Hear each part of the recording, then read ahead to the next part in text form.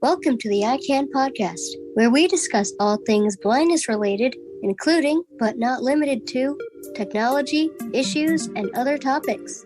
I hope you enjoy. This episode, we're talking financial literacy and independence.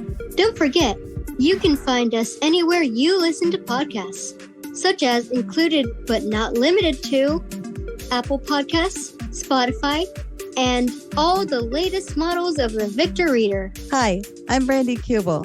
CareersPLUS is designed for young adult and high school students to prepare for high school, middle school, college, and their career of choice. The goal of this podcast is to advocate and educate while fostering a sense of confidence in youth to pursue college and the careers of their choice through interactive, dynamic learning experiences. My name is Ana Wisma. I'm Lex Ariola. Hi, my name is Patricia Figueroa. My name is Pablo Castro. Okay. My name is Lisa Lloyd. Hello, my name is Alexander Espel. I am Natalie Charles. So, my name is Aaron Espinoza. Hi, my name is Rocco. My name is Logan Barantes. I'm Charlene. My name is Randy Owen. Hi, my name is Anjali. I am the music composer for this podcast. Please like and subscribe and hit the notification bell to never miss any of our uploads. Now, on to our episode. Last month, during our weekly Thursday meeting, CareersPLUS welcomed Chris and Liz from Penny Forward for what was a fun and fantastic interactive Zoom conversation, all about the real deal of managing money like a pro. Penny Forward is a nonprofit that's all about financial empowerment for the blind community. The Penny Forward team of visually impaired leaders is here to make our money matters easier to tackle. And they've got some amazing tools to help. They've got a great website, an inspiring podcast, and a very easy-to-use app. Penny Forward's mission is simple. We want to make sure you're financially secure and comfortable. We're your go-to team for learning how to make, handle, and grow your money. During the October 12th meeting, we chatted about Tracking or spending. Making a plan. Mastering the art and pay debt. How to set yourself up for a bright financial future through saving and investing. How to keep your money safe from people who may not have your best interest at heart. And much, much more. And now on to our conversation with Penny Forward. So, very excited that you guys are here and looking forward to this. So, without any hesitation, please, Chris and Liz, take it over. Okay, thank you. I'm Chris Peterson, as we said before, and I am the founder and the CEO, which stands for Chief Executive Officer of a nonprofit organization called Penny Forward. Penny Forward is an organization that was founded and is led by blind people, and our mission is to help blind people to learn to manage their money. So we teach about a lot of different things, including making money through employment or through running a business or both, managing our money wisely, and also growing our money by saving it for either a rainy day or a very, very sunny day where something big and important comes up and you don't want to miss it. What I thought that we would do this evening, because I have my colleague Liz Botner on the call with us as well, is I thought that Liz and I would talk a little bit about our careers, because we are both blind and those things might be of interest to you. And then we'll give a little bit of a talk about wise money management skills and some things that you might want to know as you start to become more independent. And then I thought we would open it up for some questions at the end. Does that sound good? Sounds great. Okay. Sounds great.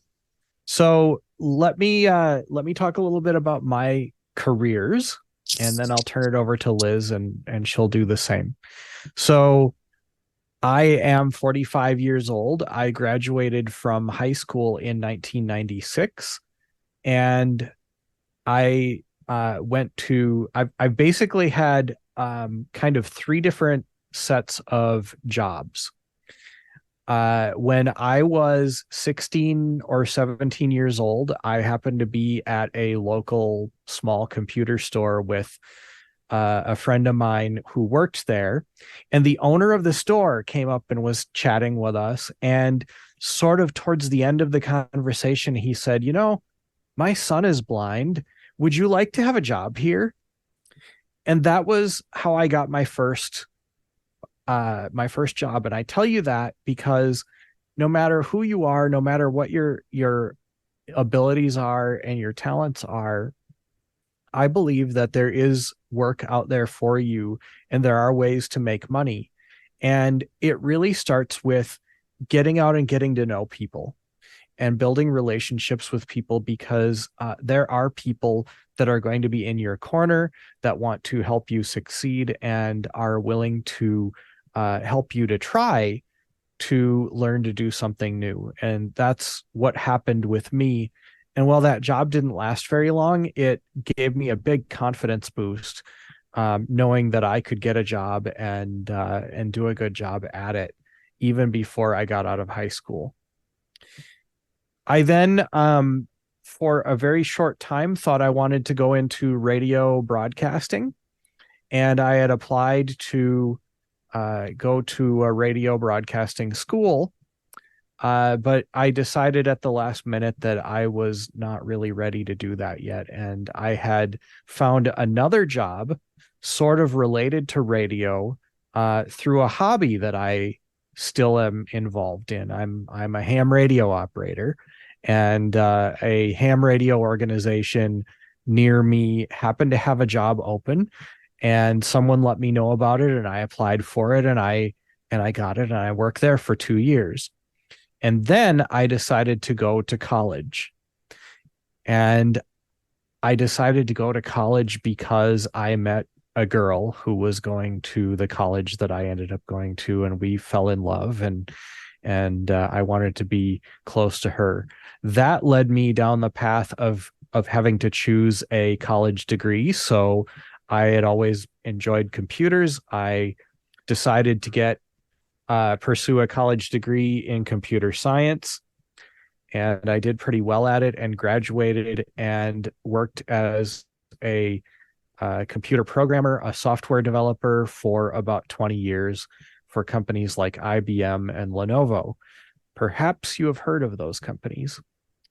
But as sometimes happens when you get a little bit older, I got a little bit bored with my software development career, and I noticed that I really enjoyed helping other blind people with things related to money.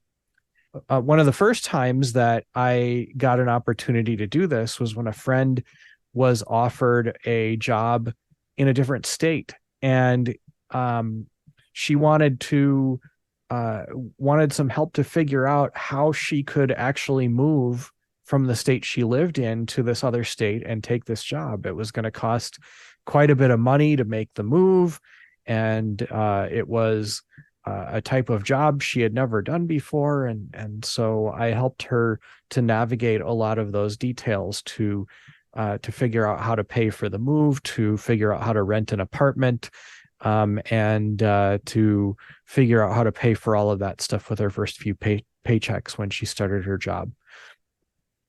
From there, I thought I might become a financial advisor. And as I looked at what a financial advisor is supposed to do, I realized that I really enjoyed teaching. And so for the last 3 years now, I've been working on building Penny Forward, because I really want to teach people like you how to make good money decisions so that you can live lives that where you feel safe and where you feel comfortable and where you have the resources to do the things that you want to do. So that's a little bit about me. Now I'll turn it over to Liz. And Liz, why don't you talk about your various jobs and careers and how you got here. Sure. Thank you, Chris. And also thanks for having us on. I appreciate being here. My name is Liz Botner. As I said previously, I am in Washington, D.C. I have not always been here, however. I grew up near here in Delaware.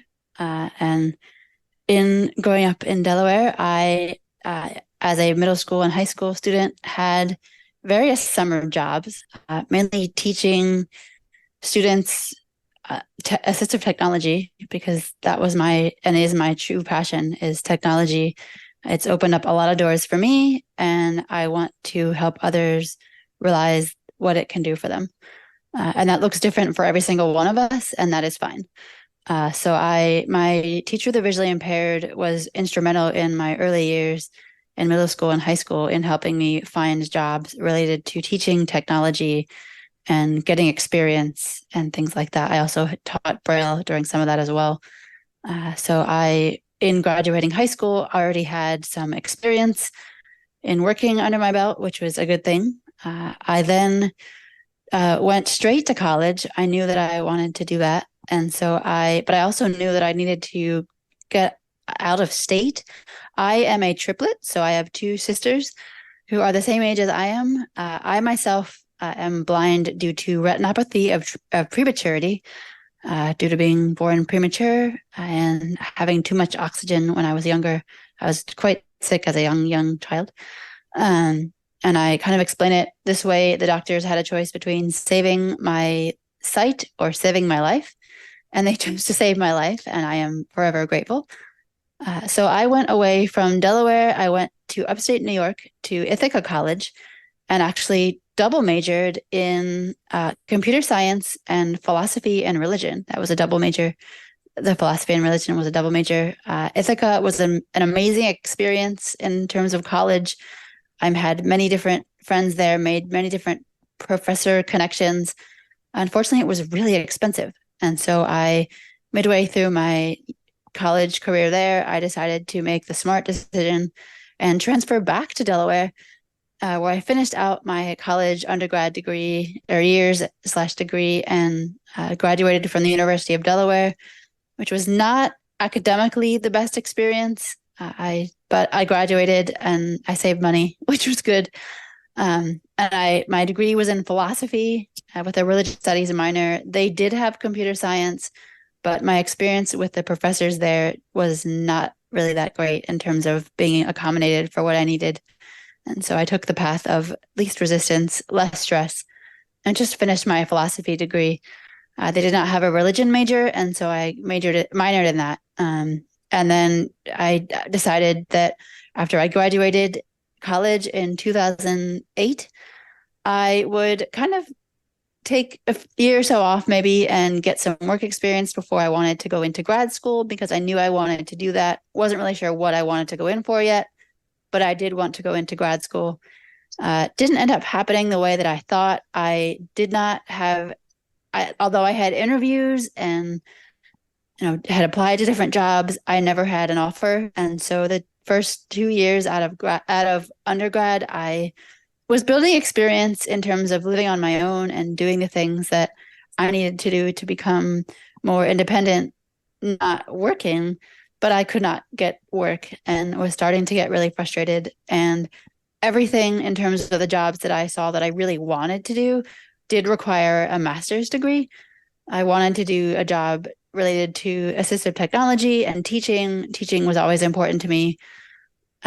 And so I decided to get a master's degree. And I saw on an email listserv, believe it or not, a posting and an advertisement sort of a thing for Northern Illinois University. They offered a degree in vision rehabilitation teaching, which is kind of what I wanted to go into. They also offered that degree at little to no cost, which was amazing, because I did not want to take out any more loans to further my schooling. I was already paying off my undergrad loans.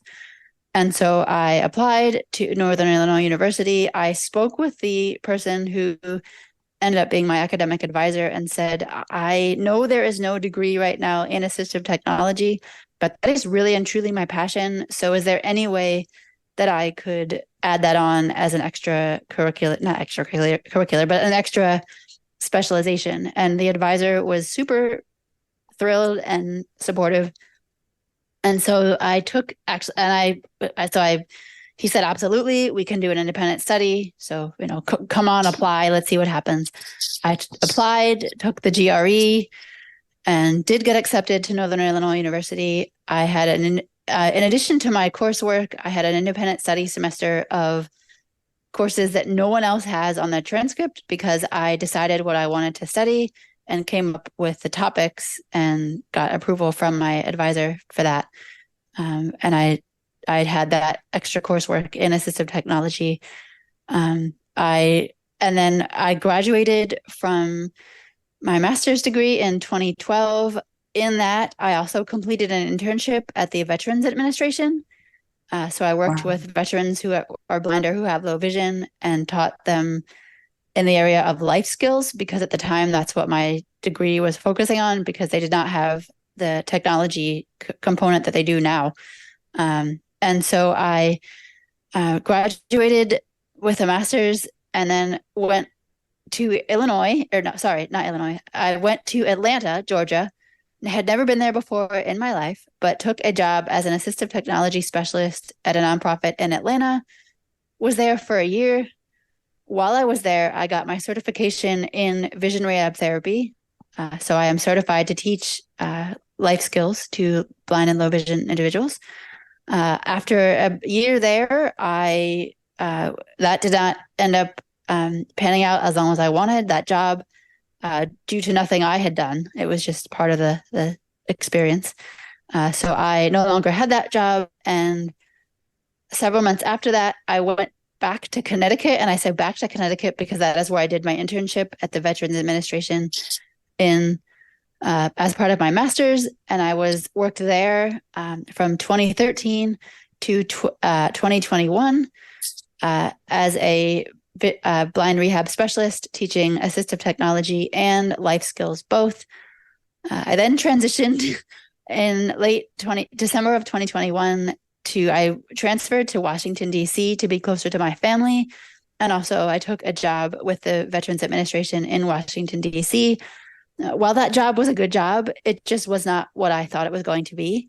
And so 4 months after taking that job, I transitioned to a different job, which was back in the technology space, which is where I really wanted to be. And I was doing work with evaluating websites and documents for accessibility to make sure that anyone with a disability could use them and they wouldn't get stuck in keyboard traps, or when you're tabbing through something on a website and it just says button, button, button, if it says anything at all. So I did that for a little bit of time. And then fast forward to the end of last year, where I then saw a posting for an assistive technology specialist opening at the National Library Service at the Library of Congress. And I applied for that because I have never regretted anything in life and did not want to start then. And that job had my name on it. Honestly, without actually having my name on it, I truly believe that. And Fantastic. I applied for that job, and I have been there as the AT specialist for NLS since April. It's an honor and a privilege. And if any of you aren't familiar with NLS, the National Library Service, and the services that it does offer blind, low vision, and print disabled individuals, I'm happy to talk about that at some point during this presentation, because I think that if people are not signed up as patrons, there is no reason to not be. It is a free service. Also, in addition to my certification as a vision rehab therapist, when I was in Connecticut doing my blind rehab job there, I did get certified as an assistive technology instructional specialist. So I have both certifications under my belt as well. And then I am, in terms of Penny Forward, I am the current vice president of the board. I got involved with that by asking Chris about something completely unrelated to wanting to help. And he said that absolutely I could do that, but he actually saw me as helping in a different capacity, and the rest was honestly history. And I am truly grateful and have said that many times for his realizing my potential beyond what I thought I could do. And it's been an honor and a privilege, and I have learned so much personally and professionally in doing what I have been doing, and will hopefully continue to do for Penny Forward. It's been fun. So that is generally me in a nutshell. I will turn it over to Chris. Unless we should open it up for questions. I don't know. I just want to say the power of preemies. Yes. I'm a preemie myself, so I have ROP as well. Fantastic. Although back when I got it, they call it retrolental fibroplasia, and then they changed it just about the time I learned to spell it. When I was 2 years old, apparently I could say that long word. I don't know why. But yes. Yeah. A bit of trivia. Anyway. Both of you guys. It's great. Thank you. So I guess we can move into the, should we open up for questions now or leave them to the end? I don't know how this works. Sure. Anybody got any questions? Just on our careers in general. Anushma, you had a question? Excuse me, do you have a guide dog? Or do either of you have a guide dog? Do you? We actually, yes, thanks for asking. We both have, well, actually, I currently actively do have a guide dog. Chris, I'll let you speak for yourself. I do too, but my guide dog is retired, and I am waiting for my next guide dog. I put in applications, but I don't have a date to go to class yet. So yeah, if you have questions about guide dogs, I think either of us would be happy to answer them. And I don't know if any of you are into sports at all or running or things like that, but I mention that because my current guide dog is a Guiding Eyes for the Blind running guide dog. So in addition to guiding me regularly, she is certified to complete small races with me and run for training as well. So that's where I was looking at getting my next guide, was from Guiding Eyes, just also because I have hearing loss, and also because I'm looking for a dog that can do activities like that. So yeah, I was looking at Guiding Eyes. I'm happy to connect off here and discuss. That would be great. Fantastic. Definitely. I just want to comment. This is Natalie, but I am a patron of NLS. Yay. The others could speak. Yeah, sorry. The others could speak to that. Brandy and Lisa, I love to read. I have tons of books, and I also have the NLS e-reader. Fantastic. And so I have books on hard copy and Braille. But did you teach Braille for long? Because I'm actually looking to get certified in Braille for younger kids and kids in general. Yes, I have taught Braille for quite a number of years, not consecutively, but here and there. And there is a Braille certification program that is out there for you to become certified. And it's a transcription program. There's also a proofreader program that's separate from that.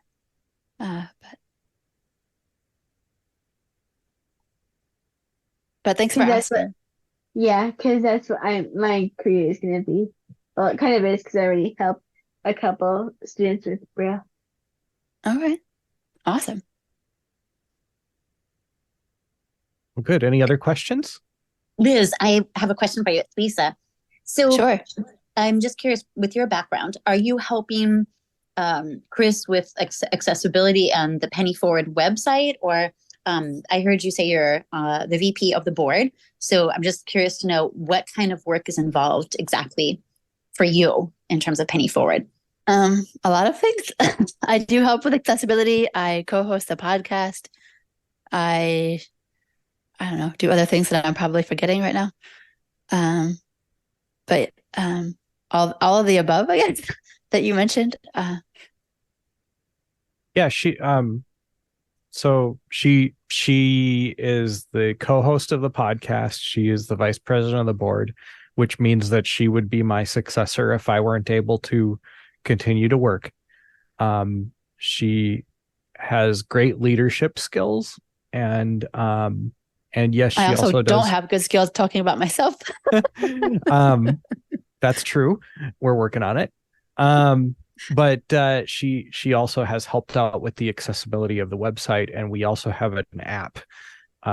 And she's helped out with the accessibility of the app as well. So because of my background as well with the Veterans Administration, I have also helped out with some outreach in terms of that, which has been helpful. Yeah. I was just going to mention my other daughter here who's very shy and never wants to speak up. Liz, she said your voice would be great for like reading books or audio description because your voice is so calming and it's so clear. Thank you. I was going to say that too, but I got embarrassed. No, thank you. No need. I actually also thought of that too.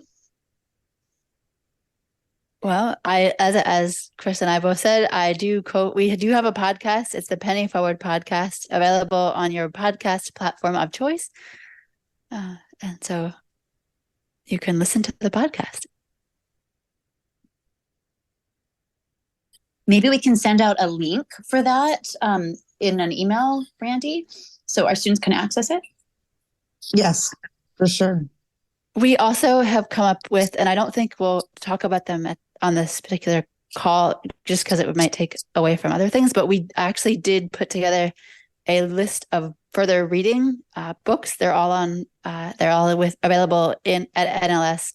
They're probably available at other avenues if you're not an NLS patron, but they are available. Most of them are audio, some of them are Braille, but for those who might want further reading on managing your money and being independent with money, I did think today to come up with several titles of books. So we could send that as well as the link to the podcast if that would be helpful. Absolutely. Okay. Should we talk a little bit about money for a little bit? Indeed. Yes. All right. So I thought it was important for Liz and I both to talk about our careers and the jobs that we've worked and the places that we've lived and things like that, because there's kind of a running theme through all of that, which is making money. It's something that many of us want to do. We hope that we are able to make enough money to live comfortably, to be able to afford the things we need and the things we want, and even to help other people by either giving them gifts or giving them money or giving to organizations that have helped us in the past. These are just a few things that we might do with our money. And you're all at the age right now where it's a really good idea to start thinking about how you might handle your money in a wise way when you start to make more of it. And I believe that you all will start to make more of it when you start to do more work. Some of you said you were college students, and so I believe that those degrees will turn into jobs. But it isn't always necessarily necessary to go to college either in order to find good paying jobs. So if college isn't the right path for you, that doesn't mean that you are destined to be poor either. I thought it was also important for you to hear that it isn't always easy. Sometimes it's hard to find jobs. Sometimes we do have to move to places we've never been before, and that can be scary, especially when you've never done it before. But it also can be very rewarding. And if Liz can do it, and if I can do it, then so can you. So I want to encourage you to be open-minded to the possibilities. As you start to have more of your own money, you are going to want to put it into some sort of a bank account to keep it safe, if for no other reason. I learned this when I was about 16 years old, and somebody had given me $100 for Christmas. And it was all in $20 bills and cash. I didn't even have a wallet. to put that money in. And so I got home and I put it on some flat surface in my bedroom, and I forgot about it until I wanted something that was going to cost me over $100. And then I remembered, hey, I got this $100 for Christmas. I wonder where that is now. And I couldn't find it because I couldn't remember where I put it. And I ended up spending the entire day tearing apart my room to find this $100 in $20 bills, which thankfully was clipped together with a paper clip, so it was all in one place. But I remember feeling panicked, feeling like I wasn't going to be able to get what I wanted, and I remember feeling kind of ashamed of myself for having lost that much money, because that was more money than I had really ever had before at that point in my life. So one of the reasons to use banks is to put money in a safe place where we can always find it again. There are other reasons to put money in banks that Liz will talk with you more about when we start to talk about saving later on. But I want to throw out there that is why we use banks. Another reason that we use banks is because they can help us keep track of the money that we make and the money that we spend.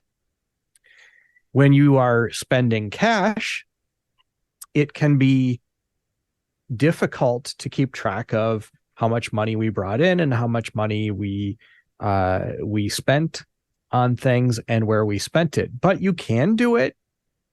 And if you are mostly using cash, I recommend that you do it. You keep track of what we call your income. That's the money you make, and what we call your spending, or the money that you are giving away to buy the things that you need or the things that you want.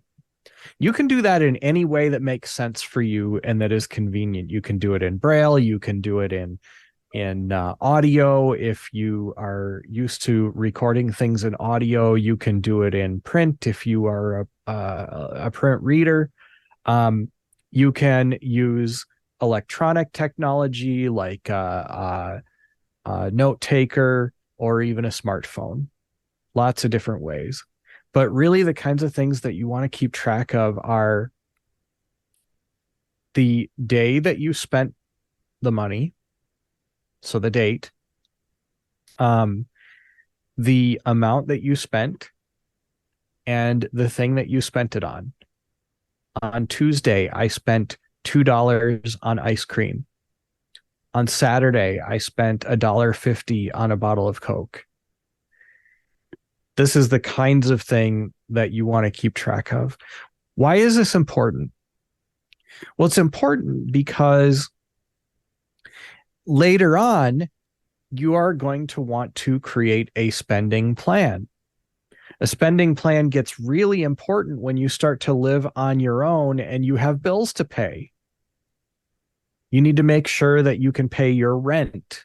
You need to make sure that you can pay for electricity, for heat or air conditioning, for food, for clothing, for transportation to get to and from work or school.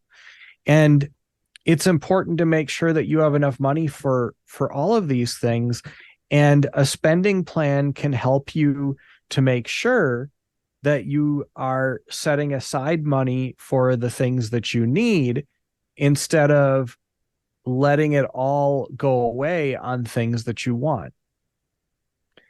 Some people call a spending plan a budget, and we like the term spending plan a little bit better because it more clearly describes what you're doing. You're saying, I plan to spend $1,000 a month on rent.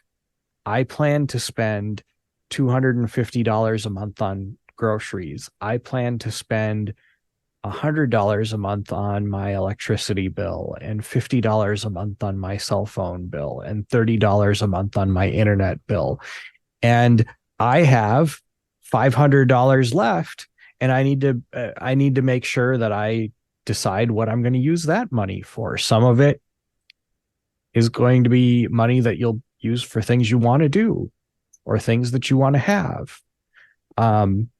Entertainment, clothing, that may be, more fancy clothing or clothing that you want rather than you really need.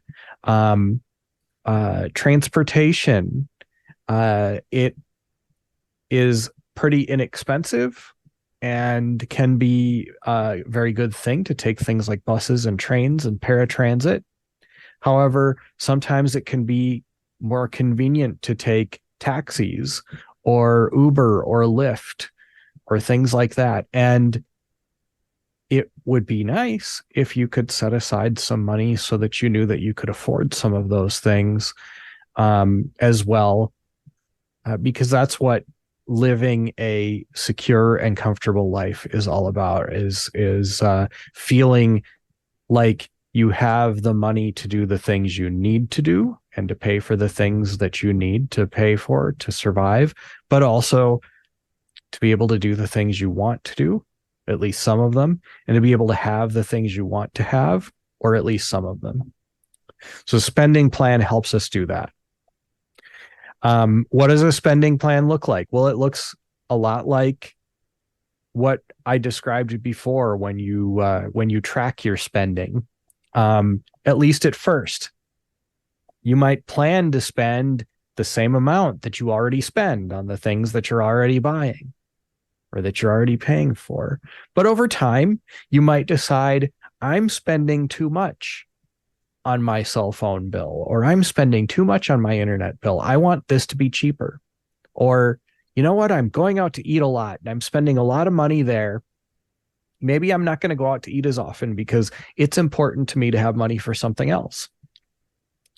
And that's where your spending plan can start to look different from the spending that you tracked. It helps you to decide what you're going to spend in the future as opposed to what you're spending in the present today. Another very important thing that you may find a need or a want for at some point in the next few years is credit. Some people talked about student loans. That is a form of credit. One of the things that we start to realize that we have access to when we start to move out onto our own is the ability to apply for credit cards. And credit cards are a tool, but they're a pretty dangerous tool. And so I want to tell you a little bit about how credit cards work. When you use a credit card, when you spend money with a credit card, you borrow money from the bank and you have to pay that money back. The bank sends you a bill called a credit card statement at the end of the month.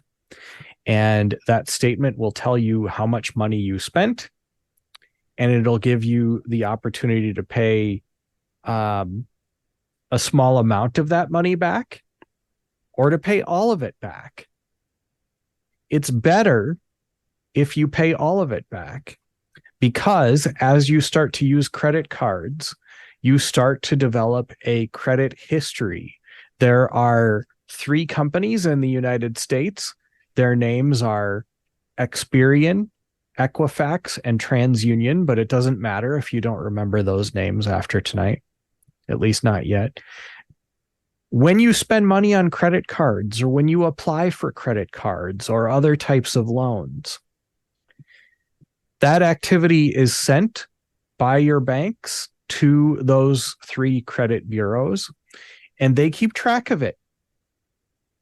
And when you apply for another credit card or another loan later in life, the banks go and ask the credit bureaus, how did Chris do with his credit? Has he paid his bills on time? Has he paid the money back that he said he was supposed to pay back? How much money does he still owe? Can he afford to pay me back for the money that he's about to borrow from me? So it's a little bit like, if you treat your friends well, if you treat your friends nicely and you're good to them, they're going to tell their friends that you're a good person. If you treat people badly and you're not nice to them, well, then people aren't going to want to be around you because they've heard from their friends that you treated them badly, right? So this is essentially a way of banks telling each other whether you've treated them well or treated them badly. If you paid your bills on time, you've treated them well. If you haven't paid your bills on time, then you've treated them badly. And unfortunately, it doesn't matter whether it was your fault if you couldn't pay your bills on time. This is why it's so important to be very careful with credit. When you borrow money using a credit card or when you take out a loan, you may think that you're going to be able to pay those bills on time, but you do want to think about what might happen if you can't, because that could ruin your credit reputation with other banks and make it harder to borrow money again in the future. As those credit activities end up in the credit bureaus, they build what's called a credit report. You can get access to your own credit reports. You can do that for free. It doesn't cost any money. There's actually a phone number you can call, and you can give them your name and your address and some other information about you, and they'll send you your credit report in Braille or on an audio CD. And there's also ways to get access to your credit report online. It's a good idea for you to look at this once in a while, at least once every few months, especially when you start using credit cards. But even if you're not using credit cards, it's maybe a good idea for you to take a look at this anyway to see whether maybe somebody else has tried to borrow money using your name. Liz will talk about this in a little bit more detail later on. But here are the 5 things that you need to do when you start to use credit in order to stay safe and also to have a good reputation with the banks. Number 1, when you owe money to the credit card companies, pay your bills on time every time. And if you possibly can, pay the entire amount that you owe instead of a smaller amount. But if you can't pay the entire amount, pay as much as you can, as quickly as you can. Why? Because when you borrow money from banks, they charge you extra money called interest the longer you wait to pay that money back. So you actually start to lose money if you don't pay your bills on time, and you start to get a bad reputation with other banks. The next thing is you want to only use credit when you absolutely have to. It's really important not to borrow any more money than you absolutely need.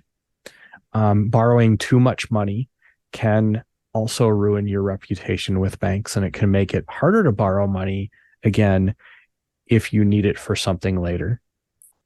And it costs you money because you have to pay it back. The third thing is that there's lots of different types of credit. And as you get older and as you use credit more, banks want to see you use all of the different types of credit that are available to you. Credit cards are just one type of credit. Another type is called installment loans. Installment loans are where a bank lends you money, and they tell you you have to pay a certain amount towards that loan for a certain amount of time every month. Maybe I borrow $5,000 and I have to pay $100 a month for the next 5 years to pay that $5,000 back. Something like that. That's an installment loan. They also want to see that you spend money on different types of things. Well, not every blind person has a need to own a car. Some of us buy cars. Some of us marry people who can see, or have relationships with people who can see, and that might be why we buy cars. But even if we don't do that, some of us buy cars and then hire people to drive them for us. So it's not impossible to think that some of you may choose to buy a car at some point. And some of you may choose to buy a home at some point, and you usually need to take out a loan for that. So that mix of different types of loans or different types of credits, and being able to show the banks that you can pay them off wisely and on time every time helps to improve your reputation with the bank. And then there's the amount of time that you've been using credit for. As you get older, you will have used credit longer. And so you will develop more of either a good reputation with the banks or a bad reputation with the banks. This is all, as some of you may have heard, this is all boiled down to something called a credit score, which banks use to make quick decisions about whether it's safe for them to lend you money or not. And so if you pay all your bills on time, you only borrow money a little bit, you borrow for different types of things, you keep paying your bills on time for a long time. And I'm sorry, I kind of just lost my train of thought here. You pay all your bills on time every time.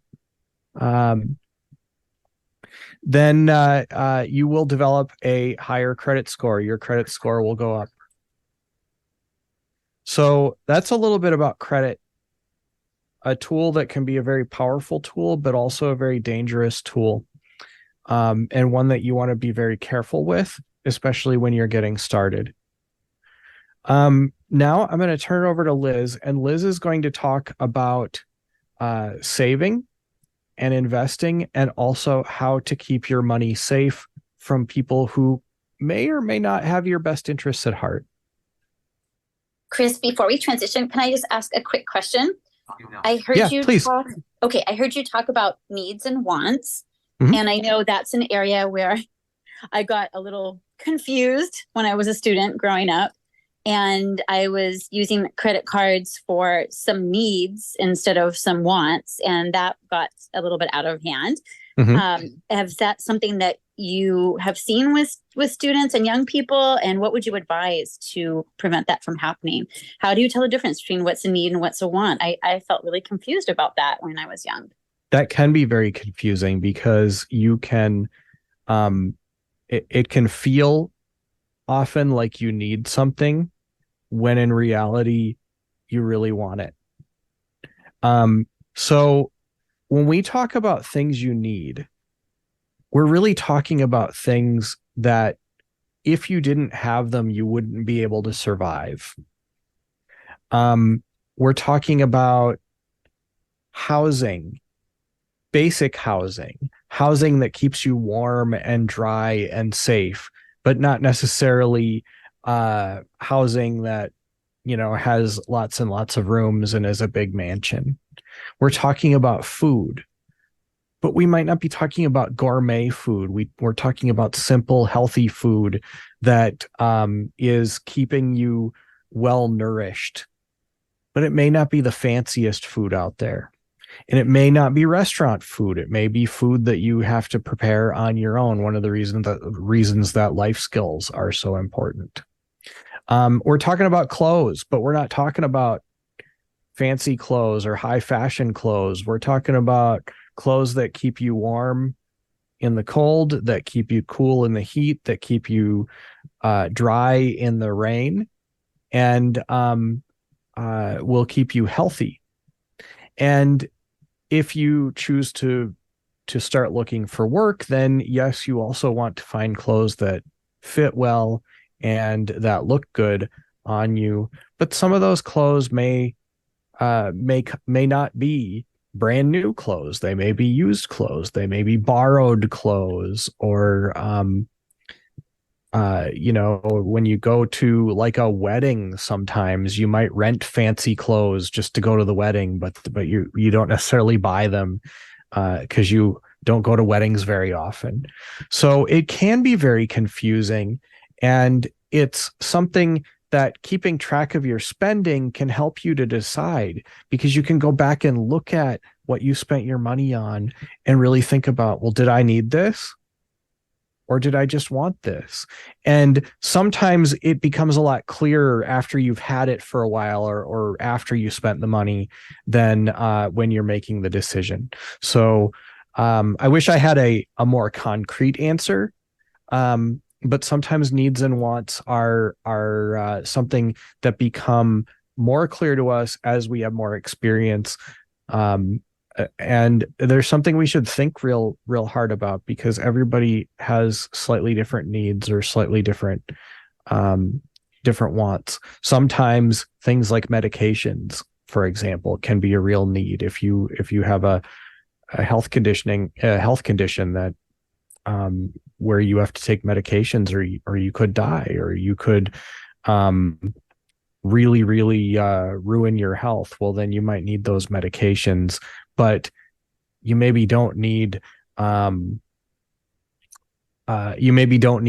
a multivitamin or a food supplement, or in some cases things like allergy medications or something for a non-threatening type of allergy. So I think that's the way that I think about it, is needs are things that you, if you didn't have them, your life would be at risk. Wants are things that if you didn't have them, you might be uncomfortable, but you would survive and you would make it through. Does that help? Thank you. That was perfect. You're welcome. Okay, Liz, why don't you take it away? Sure. And I will just add about the needs and wants discussion, is that sometimes does take trial and error to figure out. And so you might make a mistake at some point and think, oh, this is definitely a need. And then you spend money on whatever that is. And then you think, oh, actually, it's more of a want. But as I like to say a lot of times when stuff like that happens, that just means you're human and you've learned something about life. And hopefully you can take that experience and not repeat that again, if that is something, if you decide that, that really nice meal that I splurged on really wasn't a need, and I should have actually saved that money and put it towards this textbook that I now need to buy and can't buy it because I splurged on that meal. So it happens to the best of us. Speaking of splurging, saving is the first thing I will kind of go into a little bit more about. And saving money, there's really there's no one way to do it, but the one thing I will say is to start and do it now and do it early.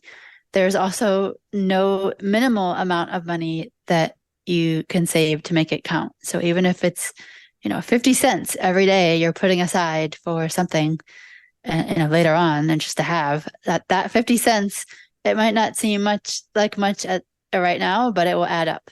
And gradually, as you come into more money as you grow older and get a job and do other things like that, that rate of money will increase.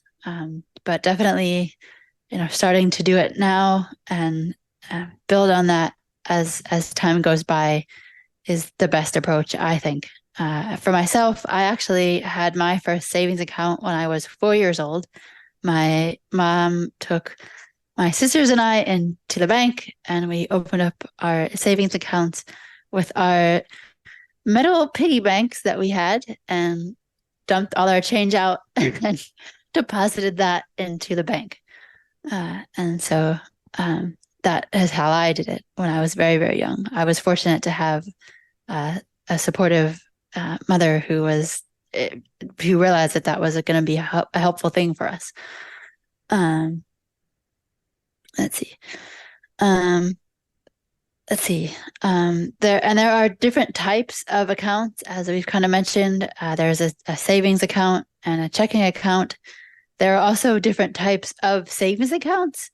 There's an account called a money market account. Actually, that's a checking account, but there are, and that account, in addition to the money that you might put in it, let's say you put in $5, that $5 in a money market account will be worth a little bit more than $5 because money market accounts are accounts that have interest that is also accruing at a faster rate than a regular savings account. So there are definitely, not to get overcomplicated, but there are definitely, there's more than just a checking account, your regular checking account and a regular savings account. In terms of investments, there are different types of investments, different categories of investments. Two types that you may have heard about are stocks and bonds. A stock is something that can be purchased from a public company. So you can purchase a share of a stock of, say, Microsoft, and then you have a stake in that company because of buying that stock. Bonds are something a little bit different. You purchase a bond at a price and you hold on to that bond for a set time frame. And as long as you have held on to that bond at a set time frame, your money that you lent actually to the entity that you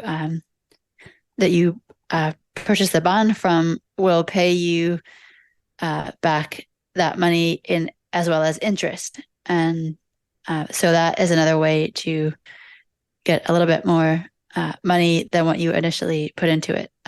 Investing, though, is extremely complicated. I myself don't know everything that there is to know about it. But what I will say is that if you're interested in investing, definitely research your options.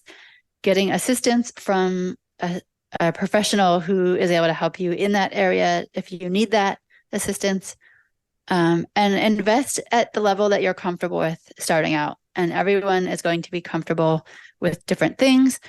Some people want to just invest in one type of investment and put their money away in that investment and not touch it for 20 years, and then it increases in value. Hopefully. There's also risk in investment. Sometimes it shrinks, sometimes it grows. And so some people are more comfortable with more risk investments, putting in more money and seeing what happens. Other people are less comfortable with that and want to put in a smaller amount of money to see what happens and then increase possibly from there. But definitely research and start with what you're comfortable with, and and proceed from there if you want to be more risky or less risky, as you kind of learn and grow with your knowledge of investing. In terms of, so that is the very, very basic idea of investing and savings. In terms of what to do to keep your money safe from those who may not have your best interest at heart, when you are saving and putting your money into a bank, you want to make sure that that bank is covered with deposit insurance, because by putting your money in a bank that is covered with deposit insurance, your money is safe from anything that might happen to it, up to a certain amount of money. You can have up to a certain amount of money in a bank account and for it to be insured. You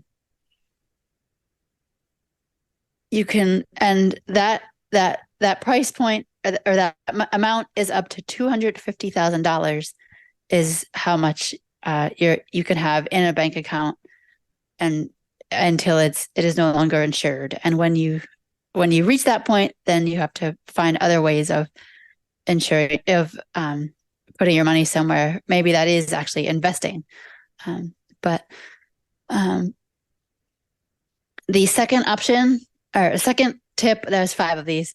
The second tip to keep your money safe from people who may not have your best interest at heart is to keep track of your accounts. If you have multiple accounts at different banks, make sure you know all of your accounts and where they are and what the balances are of those accounts.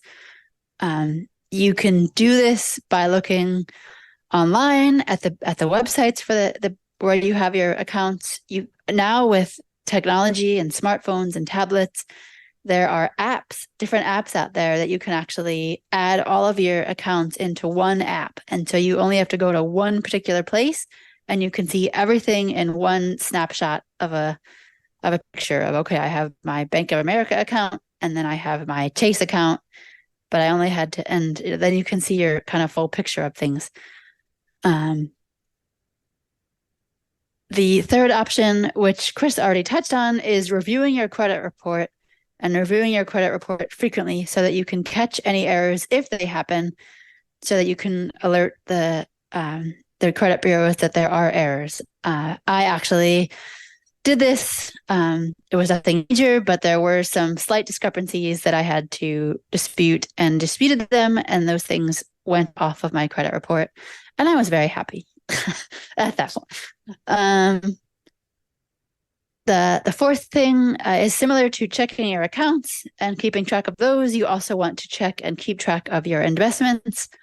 This also includes your retirement accounts to make sure that they're legitimate. If you're not one to want to bother with this, you actually can pay a professional who will help keep track of these things for you and make you aware of things that, when there might be changes and things like that. So you don't have to do it on your own if you don't want to. The number 5 is don't be reactive. If let's say you have a stock in Microsoft and the stock market goes down and your stock price, you lose money, it's best to just let it play out. Don't automatically get worried and think, oh my gosh, I need to get rid of the stock. It's going to go down. It will probably go back up, and it very well will go back up. It just may take some time. So just staying the course especially with investing, is definitely the best approach. If in staying the course, things don't end up changing the way you want them to, obviously at that point, then you may want to reconsider things, but don't automatically at the first sign of something not looking right, just do not be reactive. It may actually backfire if you do that. And then there are 2 other things I wanted to mention. That was if you share, if you're activating links in emails and things like that, in any email, definitely you want to be careful to make sure that it's an actual link that you should be going to, especially in financial emails. There are a lot of scams that are going around, and so you want to protect yourself by making sure that the email that you're getting is legitimate. You can do this by, if you're not really sure, calling the institution that the email is from and asking them, is this a legitimate email? Most institutions will send you periodic things that say, if they notice a scam, that will say, beware of this type of scam. This is not from us. We will never ask you for your account number or credit card information in an email message. And last thing I will say is, if you're sharing your account information because you feel like you need to share that with someone, a trusted friend or family member, to help you manage that, the best thing to do is to keep it private. But if you need to share it, make sure that person is a trusted person and that they will not take that and take advantage of your information and your accounts, because that also happens as well. And I would not want that to happen to anyone. So those are my tips on keeping you safe from people who would like you to not be safe because they want your money. So I think at this point, unless you have anything else to add, Chris, maybe we can open it up for questions. Yeah, I'm glad you mentioned that last part. Sometimes we can feel as if it's easier to allow somebody else to manage our money for us. It's not always easy to access things if we're blind. Not every app, not every website is accessible, but there are plenty of banks and financial institutions that do offer accessible services. Um, so know that you don't necessarily have to give somebody else access to your accounts or to give them access to manage your money for you. But if you are having somebody else, like a family member, manage your money for you, at least know what they're doing with your money. We hope that we can trust our families, but even family sometimes can do things that they're not supposed to do. And to protect ourselves, we need to at least know what's happening with our money, even if we're not actively managing it all by ourselves. I also want to just say that it's okay to ask questions. It takes a long time and a lot of experience for anyone to really learn the ins and out of good money management. And even people that maybe go into retirement are still learning new things that they didn't know. So if you don't know something, don't feel ashamed of that. Find some people to ask, people who do know. Those people might be your friends and family. But you do need to be a little bit careful with advice that comes from your friends and family sometimes, because we all have a tendency to give answers to questions instead of saying, I don't know. That is to say, sometimes we can give people the wrong answers, not because we're trying to trick you, but because we're afraid or ashamed to say, I don't know. So sometimes it can be a good idea to ask questions of somebody who's not a friend or family member, like somebody at a bank or like a financial advisor. And now I think it would be a good time for us to open it up for questions. We've been talking for a really long time, and I hope we didn't bore you, but please use us as a resource for asking some of those questions that you might have felt like maybe you didn't know who to ask before. Before we do that, I just wanted to mention a thing that kind of take a step back from all of this and just mention in terms of managing money, if you're kind of maybe feeling a little bit overwhelmed with all of that we have talked about today, the first step, I think, to managing your money is, and I say this as a blind rehab professional, one of my tasks in living skills was teaching money's management, how to tell between coins and bills. And at least right now, the US does not have accessible money in terms of bills. But just that is the first step, honestly, is knowing how to tell the difference between quarters, dimes, nickels, and pennies. And through the help of whether it's folding techniques, if you can see enough, if you have enough vision to see the bigger number on the bill and fold it accordingly, if that work for you, or whether you don't have enough vision maybe and you need to use an app on a smartphone or a tablet, or they do have standalone talking money identifiers. You could actually get them free of charge through different avenues. But that is, if all this seems overwhelming, you're not really sure where to start, I just want to throw that out there because that is where it starts, is when you're handed money. Okay, what is this? How do I tell what this is? So that is, start there, if nowhere else. So I just wanted to kind of play to that. Like, if this all seems overwhelming, that is completely okay. But I wanted to offer that as a step back, and maybe that's an easier slice of the pie to start with. So okay, that's all I have for now. One of the things we were hoping to do tonight was to be able to get each of our students who doesn't already have a money identifier a money identifier. So that was one of the things that we were hoping to do, and maybe find out who has one, who needs one. And then I was just going to add, there's an adage I just heard the other day, Chris. It was trust but verify, and I thought, oh, that's good. Absolutely. Yeah, that's very good.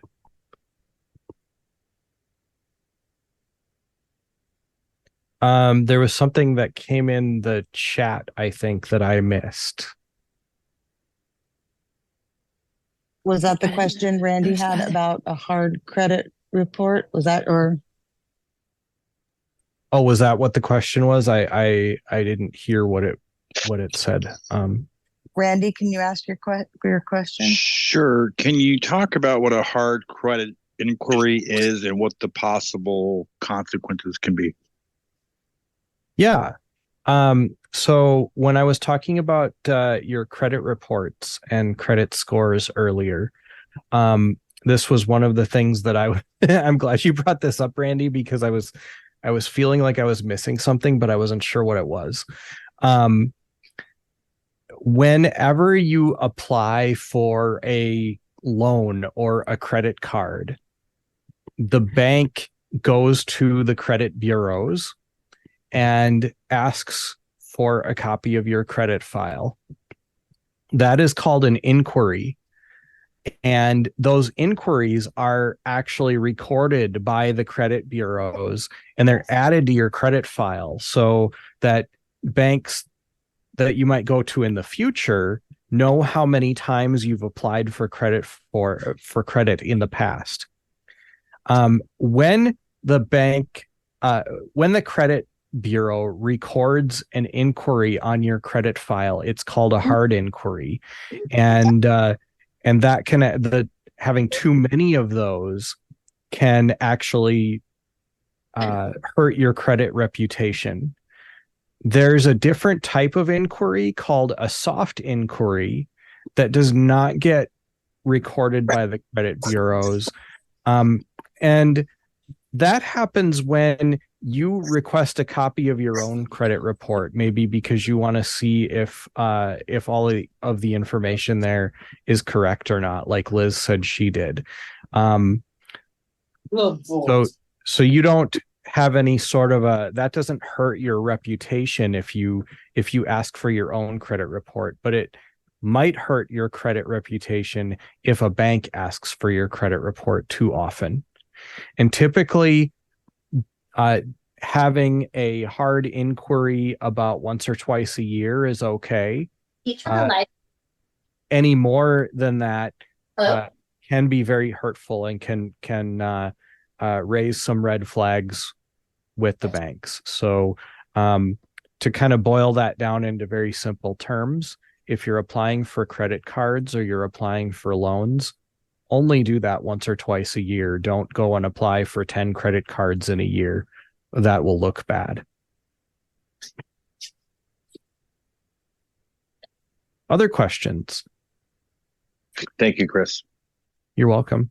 Thank you, Chris. I stepped away, Chris. This is Brandy. I stepped away for a second, so I wasn't quite sure if you talked about student loans and the importance of taking out a student loan only if necessary.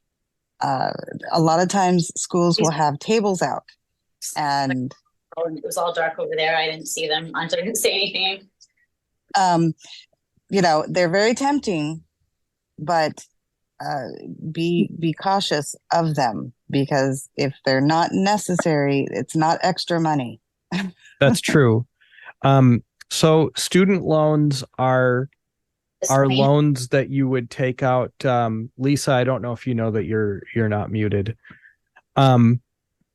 Student loans are loans where you borrow money to pay for college.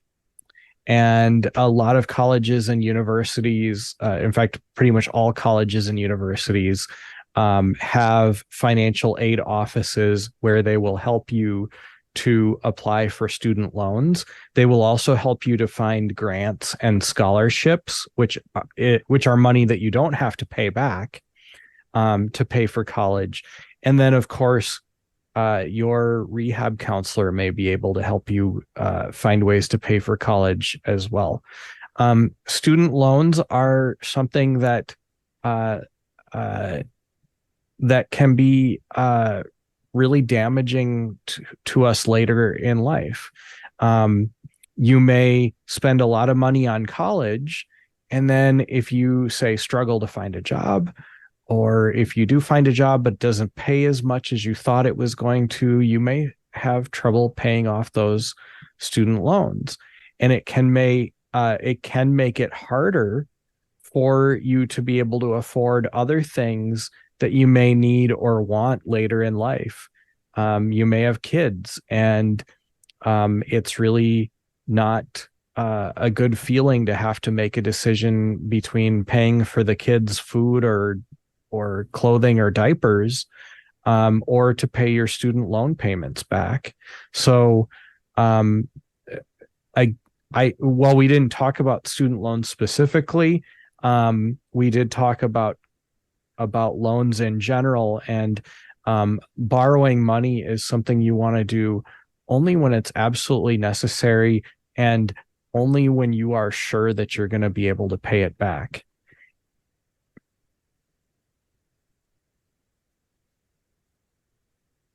I have a question. Thank you. Sure, go ahead.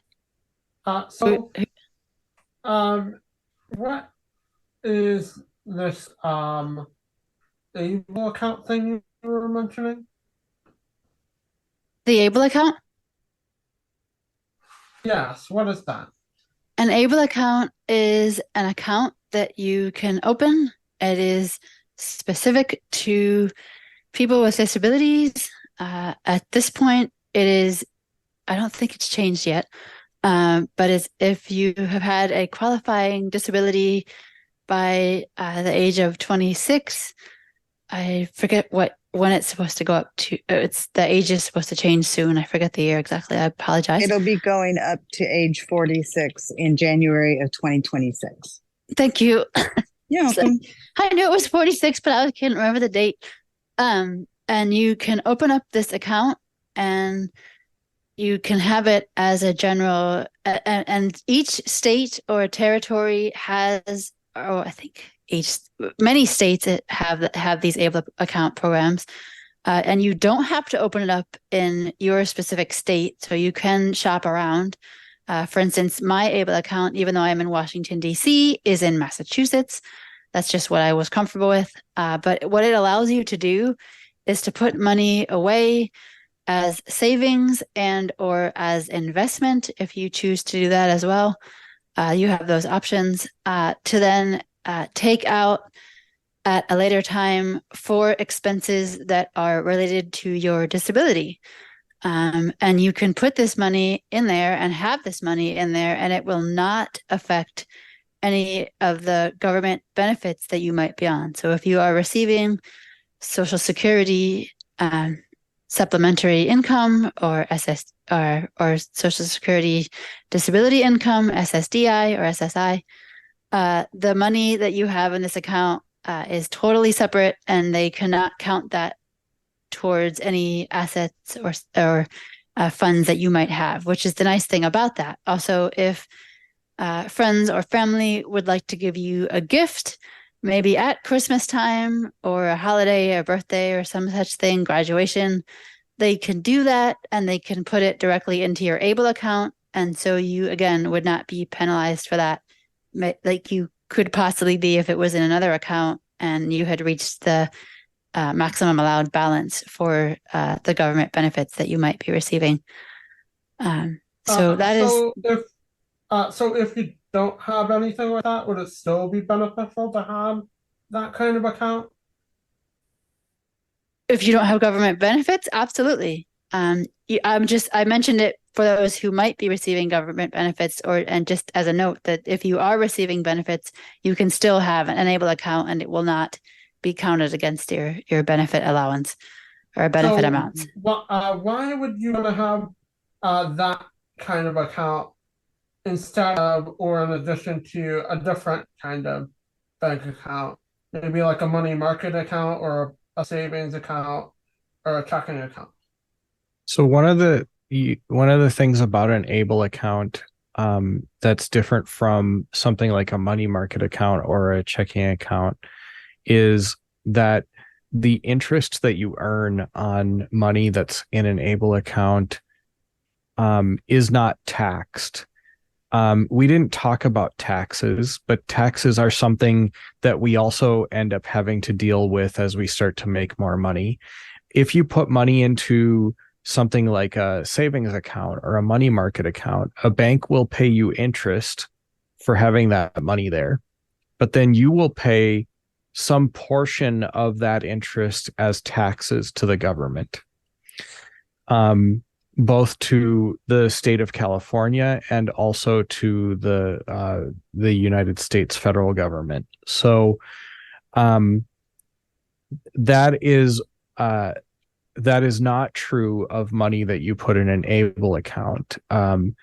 When you put money into an ABLE account, the bank that administers the ABLE account will pay you interest on that money, and you will not be taxed on that interest that the bank pays you. So that's a very good reason to have an ABLE account over some other kind of account, because those taxes really add up. And what it comes down to is you can make more money in interest if you don't have to pay taxes on it than you would if you did have to pay taxes on it. Mm-hmm. So is the money that is interest, is only that portion not taxed in that account? You do end up paying taxes on what's called the principal, or the amount of money that you put in the account. So let's say I put $100 in my ABLE account from my work paycheck.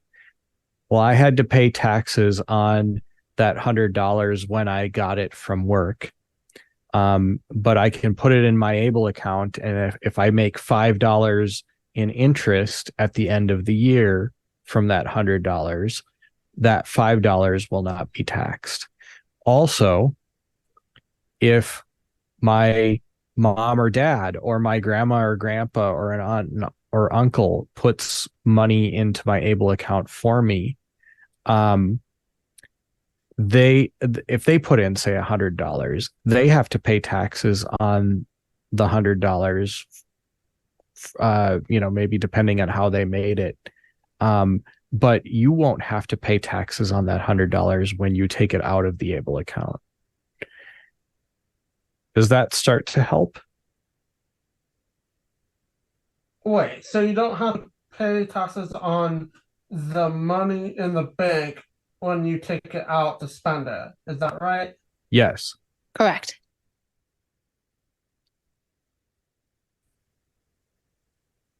But that's a good question. Thank you for asking that. Yeah, it is a good question. Mm-hmm. It's a very good question. There's really no downside of ABLE account. Yeah, it's something that's only been around for about 6 years now, and it's a really good thing for us, because before ABLE accounts were around, if we were receiving Social Security, we could only have $2,000 in the bank, or we would no longer be able to receive Social Security. And then we'd also have to pay taxes on that $2,000 at the bank. So the government is starting to recognize that it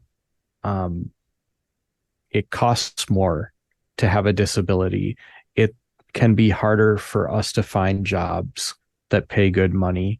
And if we lose a job, it can take longer for us to find another job. And so they are trying to make it easier for us to save as much money as possible to be able to afford things like that maybe the average sighted person doesn't have to deal with so much. Different ABLE accounts do have different fees, and so that kind of goes with what I was saying earlier with researching what account might be best for you in your situation. So sometimes that could be thought of as a drawback, because depending on how you might want to use the ABLE account, if you want to use it as an investment account and not just as a checking account, that might have a higher fee depending on where you go. But I personally am really glad I did it, and that was actually one of the things I did at the beginning of this year, and I don't know why it took me so long, but it's a really good thing to do. I can send out a document that I wrote up just a couple weeks ago, all on the ABLE Act and ABLE accounts. And it gives information all about the ABLE program. And it also gives a link to SSA's Blue Book, which lays out qualified disabilities and the information about self-certification of disability and all that really helpful information. Yeah. And from what I remember about it, CalAble is a really good, like you have some extra benefits in your state if you use CalAble that so it's a pretty good program for California residents. Yeah, it is. The ABLE Act was passed in 2014, and it was a huge advancement in the the rights for disabled Americans. Yeah.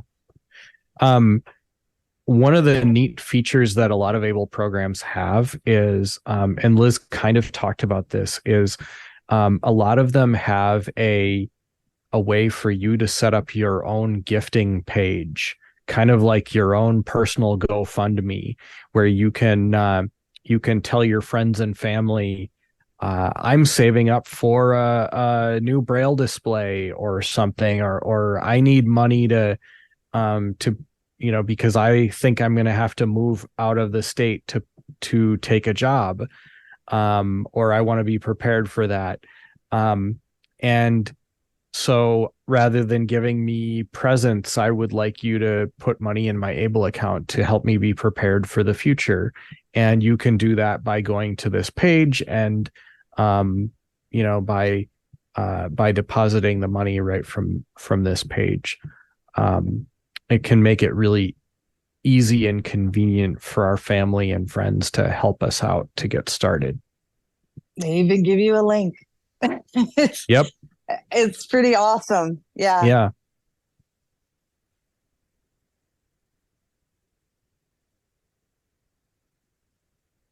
It's also your money. It isn't controlled by your parents or by a guardian or by a trustee or anything. It belongs to you, and you have the right to spend it in any way that you want, as long as you're following the rules. And that is a super powerful thing. Yeah. Truly, Yes. That's extremely powerful. Yeah. Yeah. Anything that maintains, improves your quality of life, which is very broad. You're growing up at a time when blind people and people with disabilities have a lot more power to control their own lives than we ever have before. Up until even as late as the 1970s, there were banks that wouldn't allow blind people to open up their own bank accounts without a sighted person co-signing. What kind of stocks or bonds are good to invest in? That's a very complicated question, and it doesn't have a single answer. There are stocks that are riskier than others. For example, blue chip stocks are stocks of very large companies that have very good, solid financial positions and have been around for a very long time. They may not make you as much money as something like a growth stock would, but they may be safer to invest your money in. These are companies like IBM and Johnson and Johnson, General Electric, very large, very old companies. Then there are growth stocks, and growth stocks are just that. They're stocks that are growing, sometimes very fast.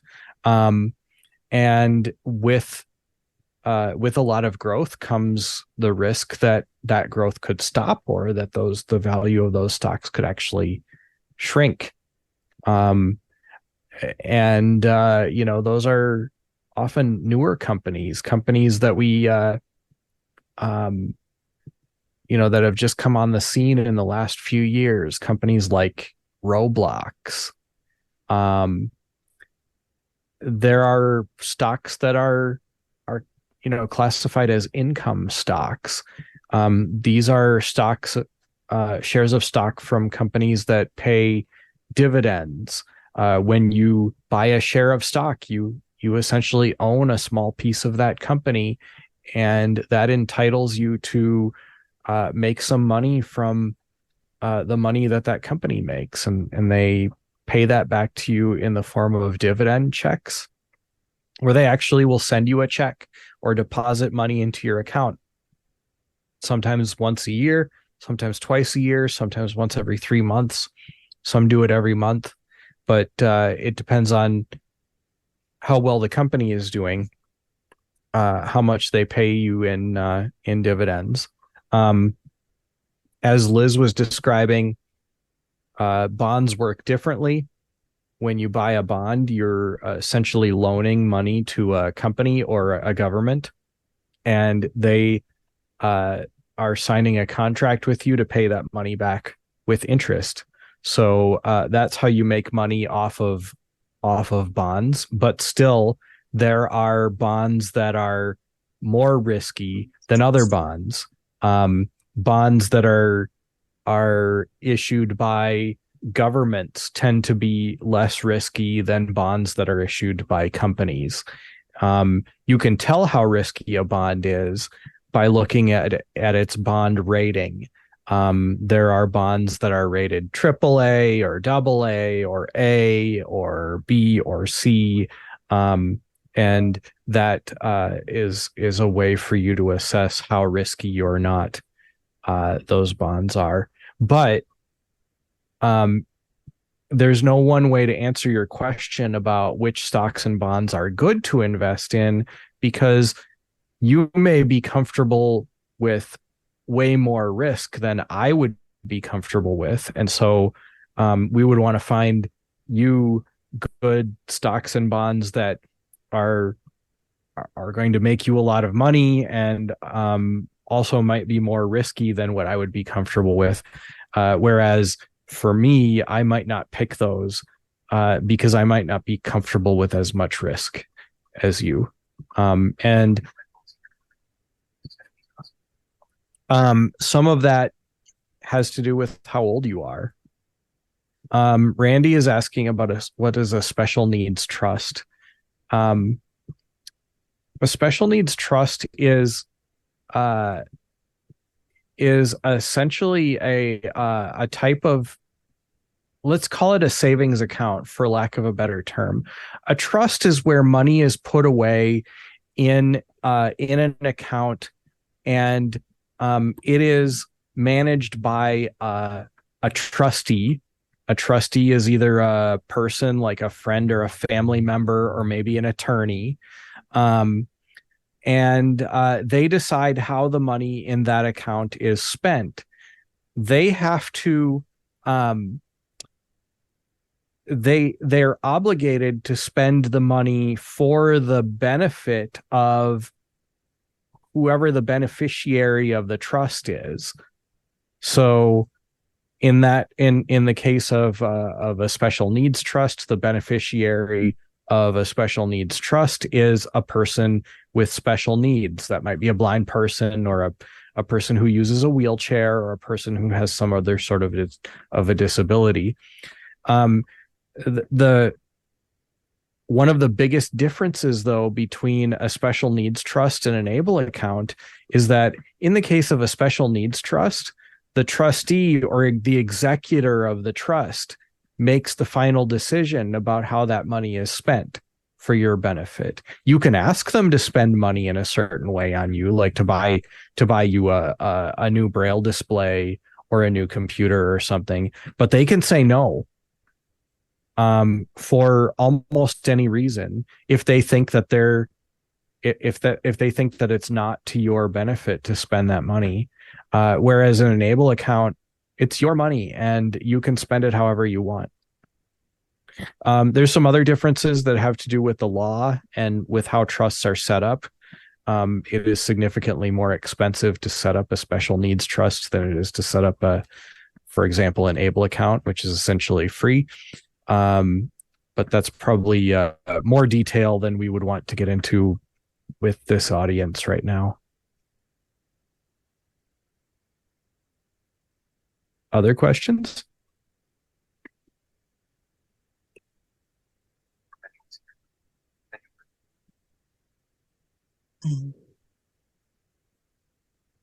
That's great, valuable information. Very. I was just going to share. I have a Gordon and I question. opened up our very first government bond last year, and we had never done anything like it, but we were told to do it by our finance guy. He's like, the rates are really good. I think we had to come up with $1,000 minimum. So we had some extra money lying around in our emergency account. And I thought, let's take 10,000 of that and see. So in June of 2022, we got an I-bond, put in 10,000, and we checked it the other day and was $704 over $10,000. So I thought, wow, that's actually pretty good. And I think we can leave it in there up to 10 years. So the rate has gone down since we first put the funds in, but it's a good, safe way, we felt, to invest in a small way. And it's probably one of our first investments other than buying a house. That's awesome. Congratulations. I have a question.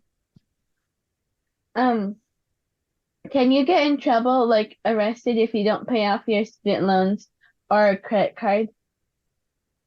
You probably can. So, is that Natalie? Yeah. Okay. Well, thanks for that question, Natalie. So, you actually kind of asked two questions. Can you get in trouble? The answer to that question is yes. Can you get arrested? The answer to that question is no. You will not get arrested if you don't pay back your student loans or you don't pay back a credit card. What will happen and how you will get in trouble is you will ruin your credit reputation and you may not be able to borrow more money because you didn't pay back your loans. Other things that could happen if you are working, the lender may be able to contact your employer, the company that you work for, and take money out of your paycheck to pay back your loans if you haven't been doing that yourself. In some cases, if you borrowed money for a specific thing, like a car, they call that a secured loan. Basically, what it means is that if you don't pay back the loan for the car, then the bank will send someone out to take the car back. And if you don't pay if you don't pay your house payments, like if you bought a home and you took out a loan called a mortgage to buy a home, and then you don't make the payments on that, then you may get evicted from your home. Basically, what that means is that the bank will send the police to your home, and the police will ask you to leave your home, and you may or may not be allowed to take any of the stuff that you have in your home with you when you're asked to leave. So yeah, you can get in some pretty bad trouble if you don't make your payments, but you can't get arrested. You won't be sent to jail.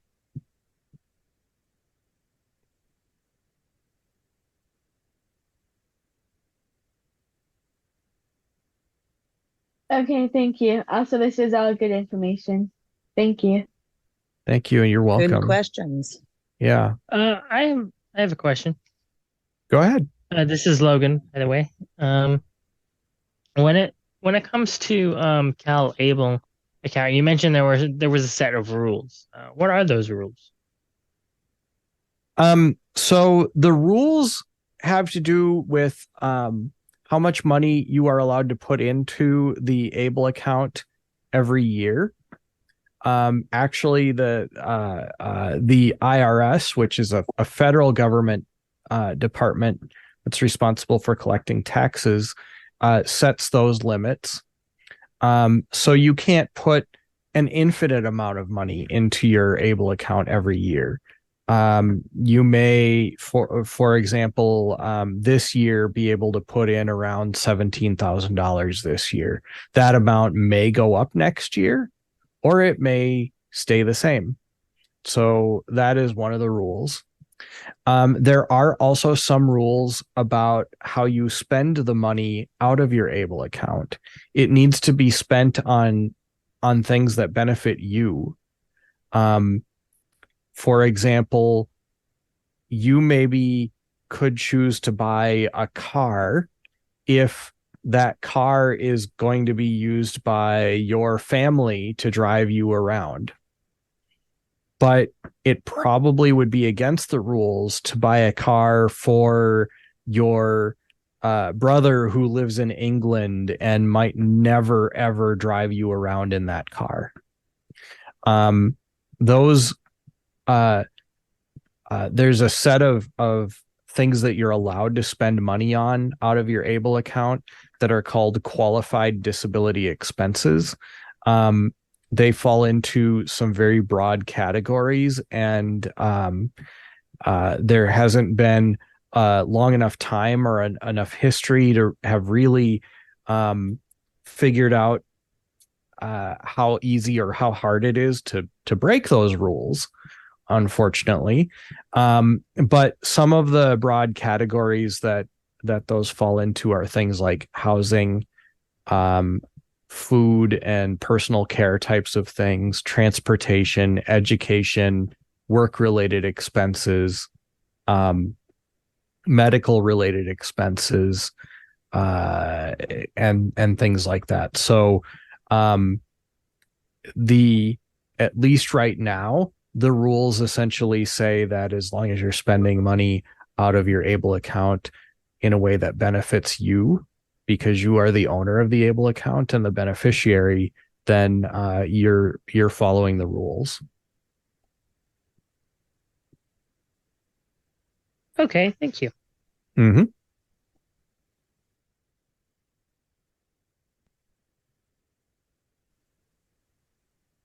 Other questions?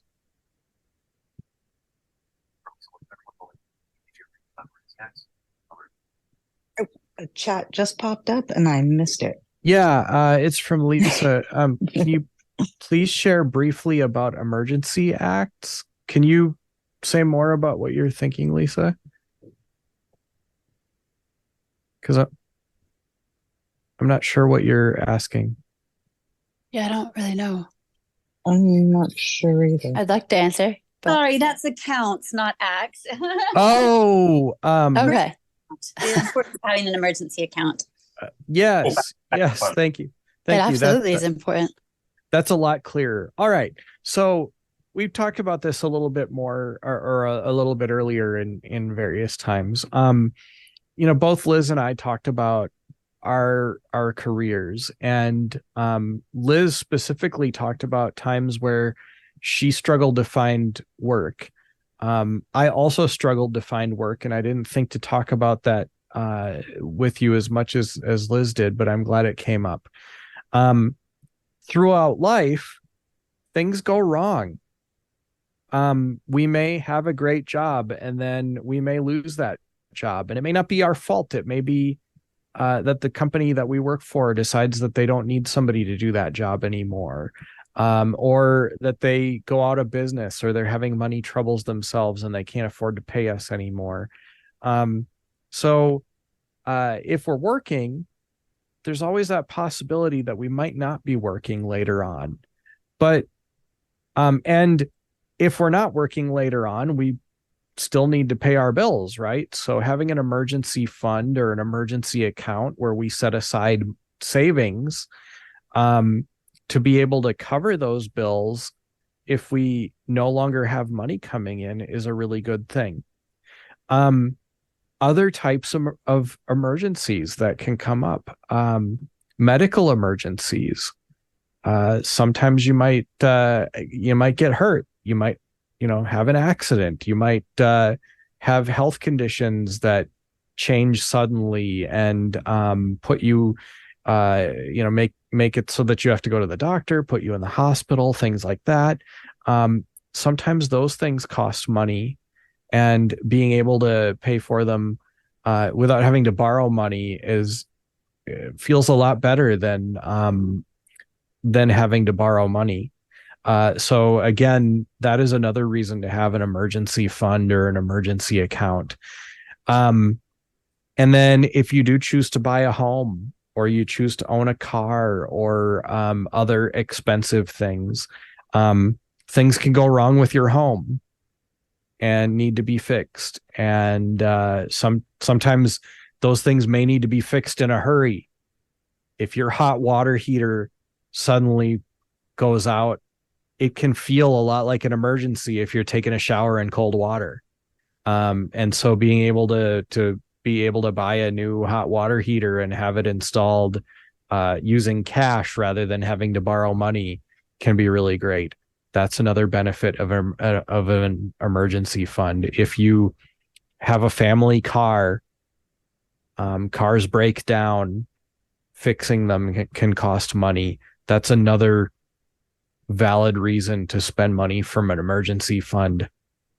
If you have assistive technology that you use, that you depend on to do your job, or to run a business or something, or somehow to make money, or even to go to school, some of that technology is very expensive. And if it breaks, you may want to have some cash set aside to be able to repair it or replace it.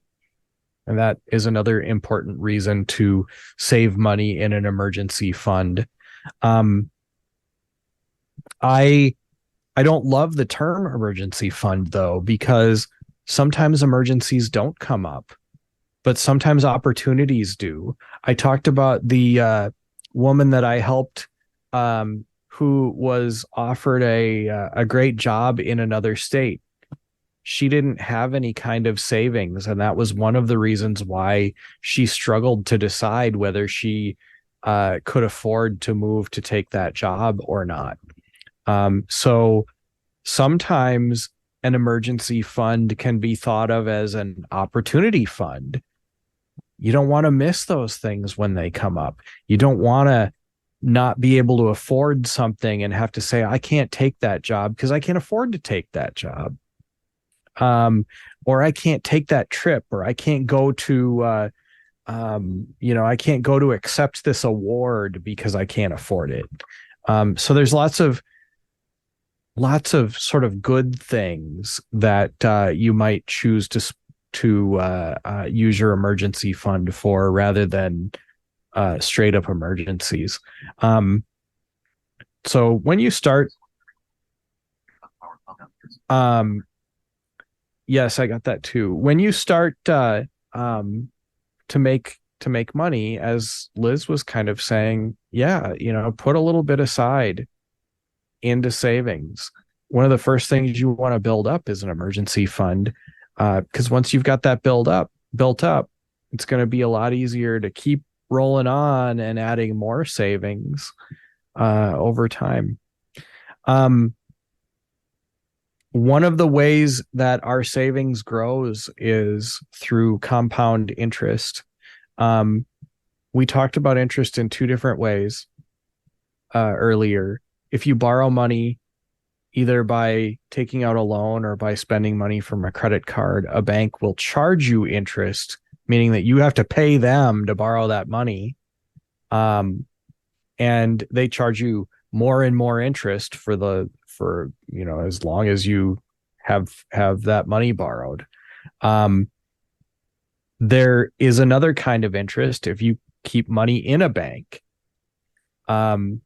The bank pays you money to have money to have the money in their bank, essentially. And as the bank pays you money, and you start to have more money in the bank. So they pay you more money to have that more money in the bank. Let me give you an example. If you have a savings account that pays 5% interest annually, that's every year, and you put $100 in that savings account this year, at the end of the year, you are going to earn $5 in interest. And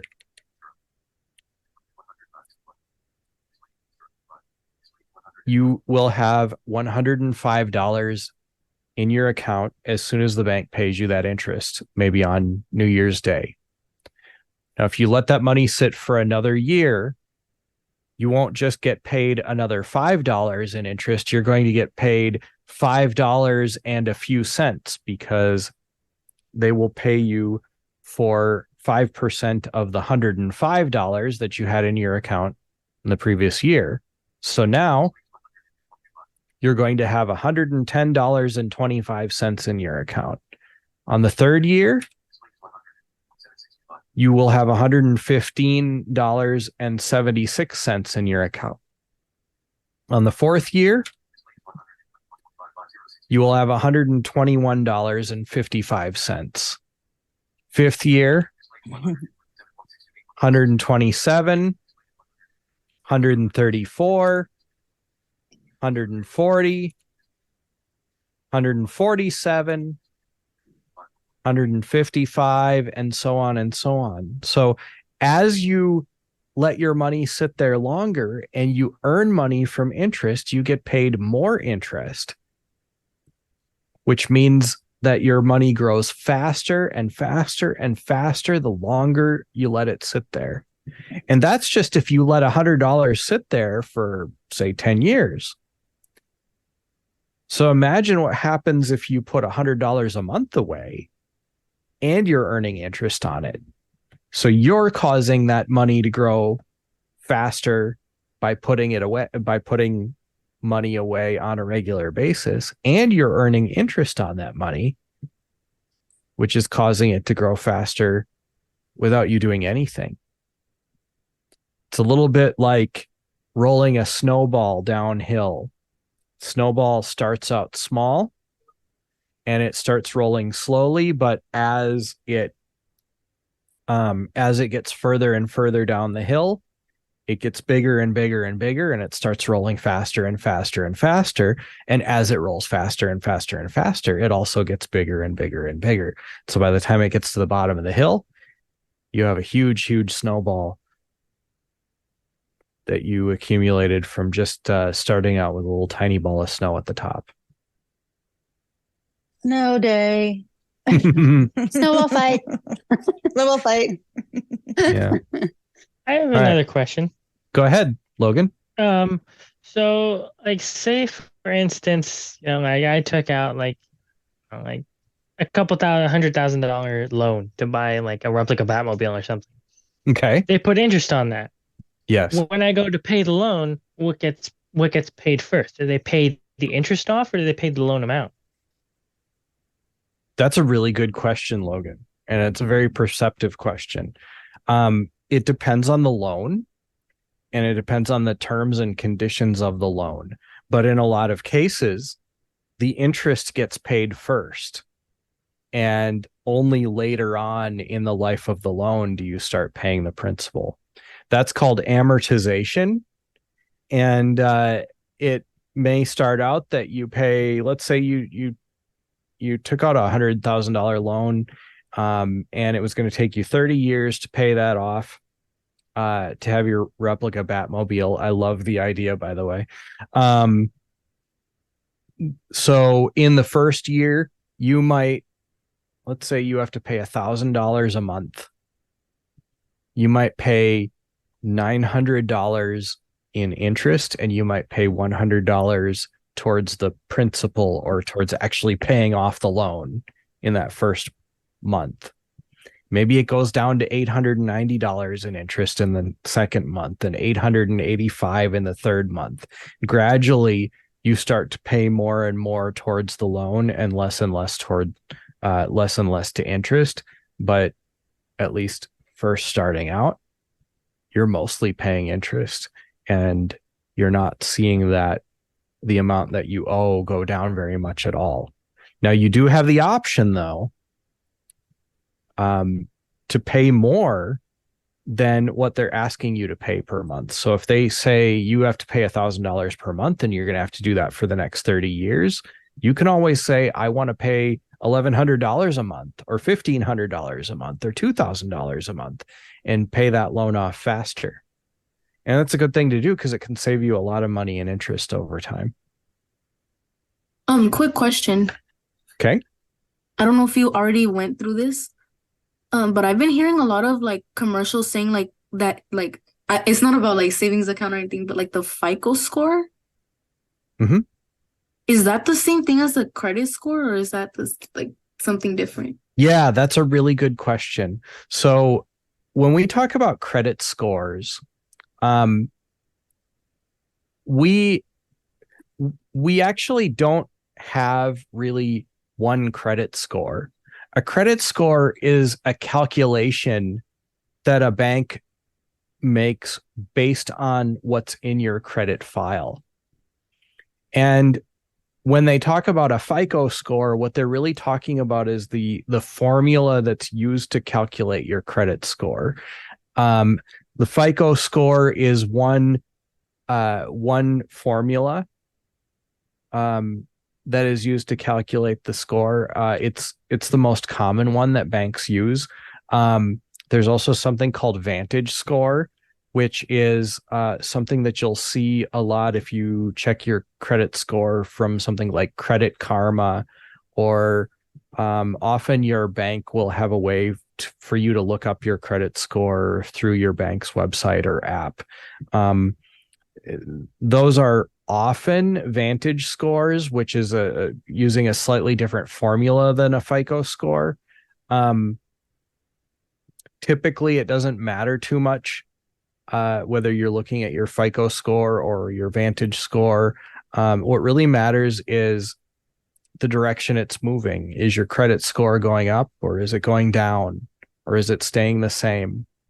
You know that your credit is healthy if you see your credit score going up, or if it's staying the same and it's already really high. If your credit score is going down, then it might be something to worry about. And it really doesn't matter whether it's your FICO score going down or your Vantage score going down, because they at least are similar enough that if your Vantage score goes down, your FICO score is also going to go down. But some companies will offer you a service where you can pay for them to give you your credit score, or if you sign up for their service where they give you your credit score, you may not pay them anything, but they may send you ads. Typically they send you ads for credit cards, kind of ironically. And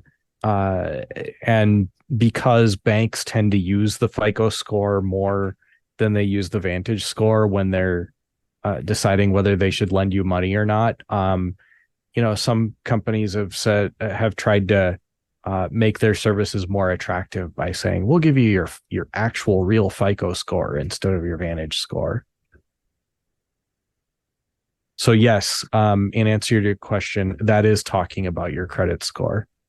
Lisa, you had a couple of questions I saw in the chat, and then I apologize, but I'm going to have to cut this off because it's where we are on the East Coast and Central Time. It's getting really late here. So I apologize for going over. These guys have such great we questions, really appreciate it. Yeah. I think we're going to Absolutely. have you guys back because And I don't want to obviously- forget about the money identifiers. I know that was something that had been brought up, so maybe we can connect after. Thank you. Somehow. But I don't want to lose that. Yes. Yep. Thank you. There was I forget what the questions were in the chat now. Yeah, but I do too. Lisa or Randy, can either one of you access the chat? I can go in there, but it'll take me forever. My question was just the importance of automating savings Oh, yes. Thank you. It is extremely important. And it's important because if it's automated and you're automatically putting money away in terms of a certain amount, $5, $10, $15, whatever it might be, you're not seeing that money. It's still yours. It's just coming out of, let's say, your paycheck and going into a different account. So you're still getting that money. It's just not in your main account. And so kind of the whole, I don't see it. I won't be apt to spend it. And so that is absolutely a way to keep yourself honest and on target with saving. If you automate things, and same with automating bill payments and things like that. It's that kind of logic as well, where if they're automated, they automatically come out every month, and it's one thing that you don't necessarily have to worry too much about. Although with those, I always caution myself and anyone else, be vigilant and watch and make sure that the amount that has been taken out is what you think it should be. That is actually one of the reasons I will sometimes hesitate to do that, because I want to see that for myself and manually pay it. So there are certain things I'll do it with, but not everything. But absolutely, automating savings is a definite, in my opinion, do it. There's no reason not to. Yeah, I can piggyback on that. This is Brandy. When I in my job, when I get my yearly raise for cost of living raise, I tend to just take that and put that right into my retirement, because I figure, well, this year if I don't know about it, I can't spend it. So I'll put it right into my retirement. Speaking of retirement, I wanted to mention this too, and it may be a far away, along a way kind of a topic for many of you, but it will need to be on your mind at some point in the future, and better now than later. If in getting a job, your employer for your retirement account says, I will match your contribution up to 2%. Automatically, in my opinion, take that money and put in 2% of your paycheck, because if you only put in 1%, you are missing out on money that is quote unquote free that you would have gotten if you had put in the 2%. So automatically, if your employer is going to match any contributions to that account, your retirement account, find a way to put that in yourself and match that to its full potential, if you are able to do that, because that is, if not, then you're losing free money. And that doesn't happen all the time. So that is a tip that I wanted to mention. For sure. I think we'll take one more question, and then we'd be happy to come back, and you can always send questions to us by email. Thank you. And we have an 800 number that, if you want to give us a call, we can talk through things that way too. Thank you so much. But I was just wondering, so does Penny Forward just do things like this, like workshops and stuff, or how does it I don't know if you mentioned it earlier. I know you said it's an organization. Yes, we have different types of things that we do. We do things like this, workshops, yes. We also have self-paced, fully accessible online courses that we deliver. We have 5 of them currently on different topics related to financial concerns, credit, debt, budgeting and banking basics, Social Security, and taxes. And so on our website, you can, pennyforward.com, you can look at those courses. We have different types of membership options, membership tiers. The first of which is a guest membership, which is could be yours at no cost to you, and you could get a sampling of the things that we offer.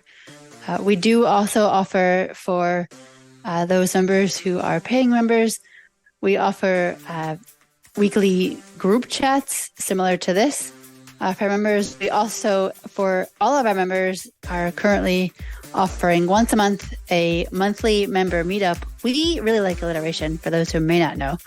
But a monthly member meetup where those of you at any membership level who have decided that you think what we do is important enough to join us on our journey can get together with us and meet us in kind of an informal way and ask questions, and whether they be financial related or just related to what we do and who we are.